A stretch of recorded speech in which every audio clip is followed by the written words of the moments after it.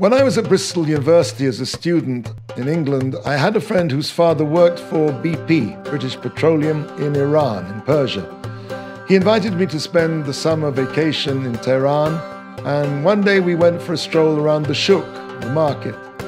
It was about as far from Bristol as you could get.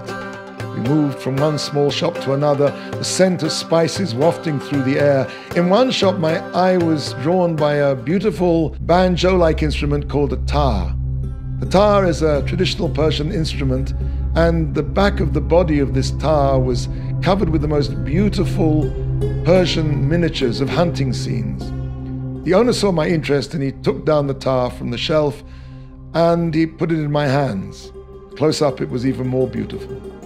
I asked my friend to ask him in Farsi how much it was. He wanted a king's ransom. Now, in the Middle East, there's no such thing as a price tag, so I countered with the closest thing to a reasonable offer that my American Express travel checks would allow. He looked at me as though the cat had just brought me in, took the tar from my hands and put it back on the shelf.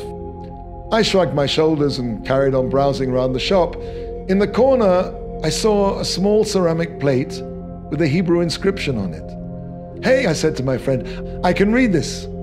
It says, "Shema Yisrael, Hashem Elokeinu, Hashem Echad." Before I'd finished the sentence, the owner of the shop had spun round, said to my friend in Farsi, "Are you Jewish?" "No," he said, "but he is." The store owner walked over to me, looked at me, put out his hand, and said with a big smile, "Shalom Aleichem." "Aleichem HaShalom," I said back to him. And there we stood, our hands locked in an ancient kindred spirit, not being able to speak one single word of the language of the other. I just looked at him and he looked at me. Then he went over to the tar, brought it down, put it in my hands and said to my friend, "Tell him he can have it for the price he offered." Two Jews from the ends of the earth. I doubt that two Protestants, two Catholics, two Muslims, or two Hindus would have had that moment of contact that I shared in Tehran with that storekeeper.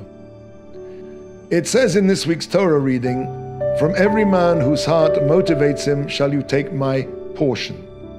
The Mishkan, the tabernacle, was the expression of the motivation of the heart of the Jewish people. It says in Devarim in Deuteronomy, "For God's portion is his people." The connection that one Jew feels for another across the oceans, across cultures, is the expression of being God's portion, so to speak, in this world. And just as he is one, so we are one.